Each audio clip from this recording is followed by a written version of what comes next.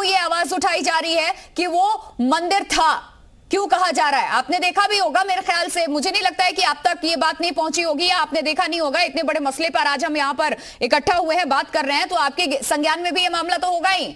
ये वो त्रिशूल के निशान दीवारों पे ऐसे मस्जिद में होते हैं क्या? देखिए, एक चीज मैं बताऊं आपको कि इस तरह की बयानबाजी से हम नहीं मान पाएंगे। इन तस्वीर मैं बयान, चलिए ठीक है, मैं तो बयानबाजी को मानने को कह भी नहीं रही, मैंने तो जिक्र किया है, उदाहरण दिया है। मैं तो ये तस्वीर दिखा रही हूँ, आप स्क्रीन पे देख सकती हैं। इससे पूछ रही हूँ मैं, इसको क्या मानती हैं? अजरा मोबिन इसको क्या कहेंगी? कराइए ना सर्वे, उन बौद्ध मंदिरों को जो तोड़ करके बनाया गया है, मंदिर बनाया गया, कराइए ना सर्वे। अरे सर्वे हो तो रहा है ना, सर्वे हो रहा है ना, सर्वे रिपोर्ट जो भी आएगी वो मानने को तैयार है आप? तोड़ने वाले बना करके मंदिर जो बनाया गया, पूरी मेरे पास लिस्ट उसकी मौजूद है। आपसे जो सवाल पूछ रही हूँ उसका तो जवाब आप दे नहीं पा रही हैं। अजरा मोबिन, भाई मैं जो एसआई रिपोर्ट सौंपेगी वो मानने को तैयार हैं आप? सवाल पूछने का हक आपको नहीं, मुझे भी हक है, तो मैं पूछ रही हूँ। आपकी आवाज यहाँ दबाई नहीं जा रही है, करके बनाए गए, आपकी आवाज यहाँ दबाई नहीं जा रही है और सबसे ज्यादा वक्त आपको दिया है।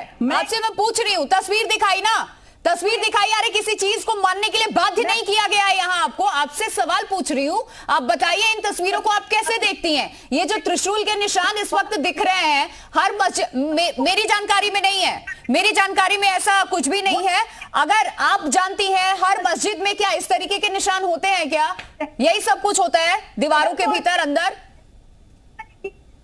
ऐसे तो बहुत सारे बौद्ध मंदिरों में देखिए, वहां पे उनके शिलाओं में अलग अलग चीजें नजर आ रही है, लेकिन आज मंदिर बना दिया गया है। आज जितने बौद्धिस्ट हैं ऑब्जेक्शन इसी बात पर। एक चीज तो क्लियर समझ में आ गई है कि सर्वे रिपोर्ट को लेकर के आप लोग भी अब यहाँ पर कहीं ना कहीं इस बात का डर सता रहा है कि सच बाहर आने वाला है, क्योंकि बौद्ध मंदिर, बौद्ध मठ होंगे, ये जिक्र इसलिए किया जा रहा है क्योंकि किस तरीके से बताया जा रहा था कि मंदिर नहीं बौद्ध मठ है, अब ये भी क्लेम किया जा रहा है। लेकिन सवाल जिस चीज को लेकर आपसे पूछ रही हूं, आप वो मानने को तैयार नहीं है, आप कुछ और ही यहां पर समझाने के लिए शुरू हो चुकी हैं। आपसे जितने सवाल मैंने मस्जिद से रिलेटेड पूछा, एक जवाब आप नहीं दे पाई हैं।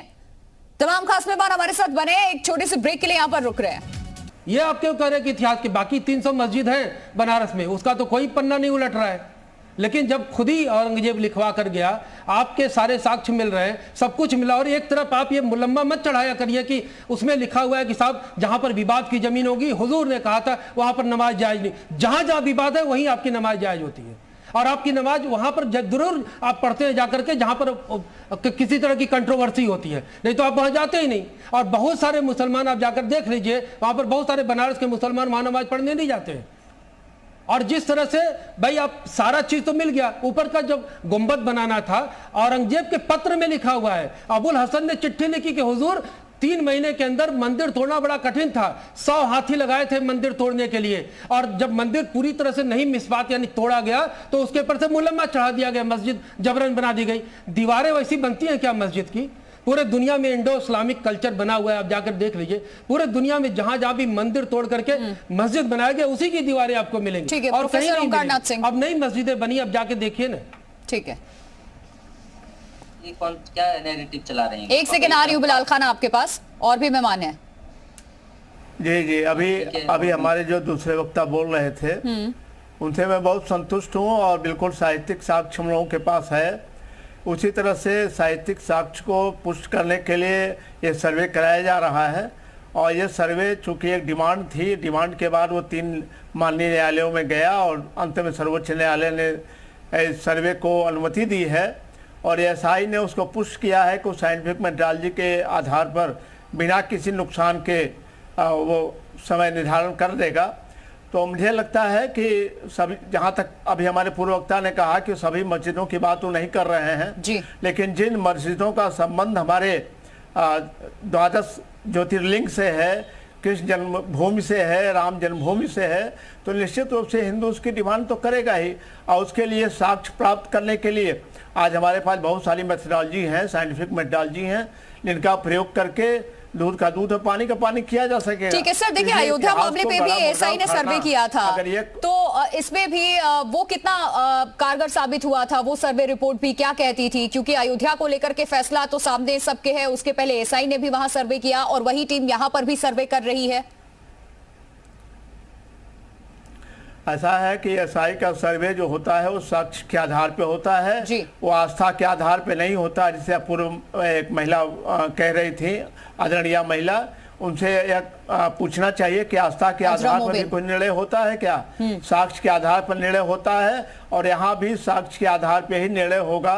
भित्ति चित्रों पे जो भी अंकन हैं वो निश्चित रूप से उसकी पुष्टि भी करेंगे और जीपीआर के द्वारा जो भी हमारे पास कोडिंग और डिकोडिंग के बाद निष्कर्ष प्राप्त होगा उसको वो न्यायालय जीपीआर टेक्नोलॉजी क्या होती है सर, अगर आप इसको समझा पाए, क्योंकि ये हवाला दिया गया, ये भी आशंका जाहिर की गई मुस्लिम पक्ष की तरफ से कि किसी भी तरीके का कोई नुकसान ना पहुंचे, तो आश्वस्त किया गया है एसआई की तरफ से। जीपीआर की टेक्नोलॉजी जो भी है वहाँ पे उनके लोगों को भी बुलाया गया है, वो भी उसको देख रहे हैं।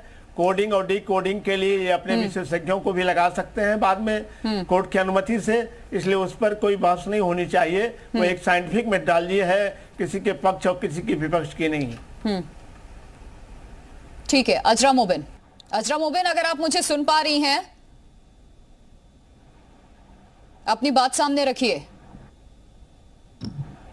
हेलो जी, आपकी आवाज आ रही है।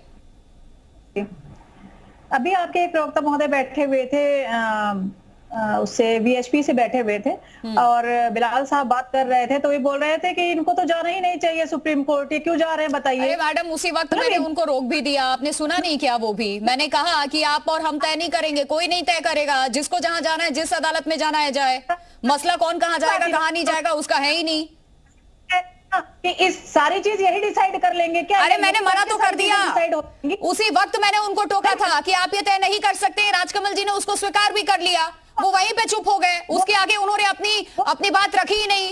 ये एक सेकेंड, चर्चा को डिरेल मत कीजिए, वो बात वहीं की वहीं खत्म हो गई। मैंने उन्हें मना कर दिया, ये आप तय नहीं करेंगे इस देश में कौन कहां जाएगा, क्या करेगा। आजादी देता है संविधान, आप जाइए, निचली अदालत के फैसले से खुश नहीं है आप, हायर कोर्ट जाइए, सुप्रीम कोर्ट जा सकते हैं आप। अरे बौद्ध मंदिरों को तोड़ करके जो लोग मंदिर बनाए हुए, वो क्या बात करने बैठे हुए हैं यहाँ पर? वो आज बात करेंगे कि ज्ञान वापी थी कि नहीं, बाबरी मस्जिद थी कि नहीं, जहां पर आस्था के नाम पर जजमेंट कर दिया जाता है। आस्था के नाम पे कौन सा जजमेंट हुआ? क्या बात कह रही हैं आप? आस्था के नाम पे कब कहां जजमेंट किया गया है? देश के सर्वोच्च अदालत के फैसले पर सवाल उठा रही है अजरा मोबिन आप। उच्च न्यायालय ने कहा है। आपको या तो जानकारी नहीं है। मुझे पूरी जानकारी है, मैं पूरी जानकारी लेकर के, अगर जानकारी होती यहाँ पर मेरे बड़े महानुभाव को, तो शायद ये नहीं कहते इनको सुप्रीम कोर्ट जाना ही नहीं चाहिए। तो मेरे अधिकारों को छीनने का काम कर रहे हैं, ये हमारे मौलिक अधिकार को भी हनन कर रहे हैं। आपको मिल जाएगा अयोध्या मसले को लेकर, अगर आप ये कह रही हैं तो जाकर के सुप्रीम कोर्ट के उस जजमेंट को पढ़ लीजिएगा। आस्था के आधार पर फैसला नहीं हुआ था वहां, आस्था के आधार पर वहां फैसला नहीं हुआ था। राजकमल गुप्ता, आपने कितने बौद्धों की चिंता करी है? पाकिस्तान में कितने बौद्धों की चिंता हुई है? आप देखिए जाके, जो आप यहाँ पे बैठ के बौद्धों की चिंता कर रही हैं। आप बौद्धों की चिंता मत करिएगा, बौद्ध हिंदू हैं, वो हमारे भाई हैं, हमारे से ही हैं, वो हमारे से अलग नहीं है। आप हमको अलग मत करिए। आपको ज्यादा जोड़ना था अफगानिस्तान में जोड़ती, पाकिस्तान में जोड़ते, ईरान इराक में जोड़ते,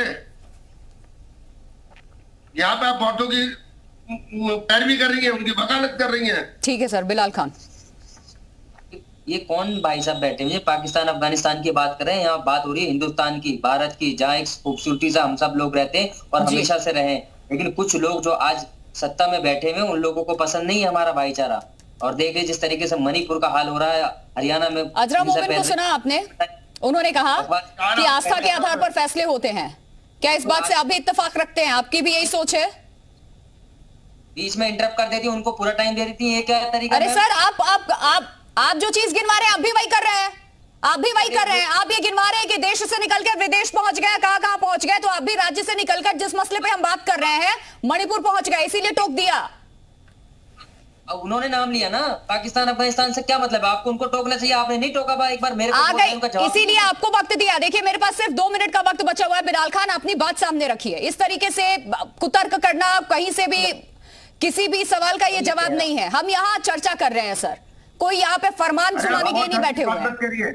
आप बौद्ध धर्म के बारे में मत बोलिए, आप अपना बात करिए, आप लीगल एस्पेक्ट में बात करिए।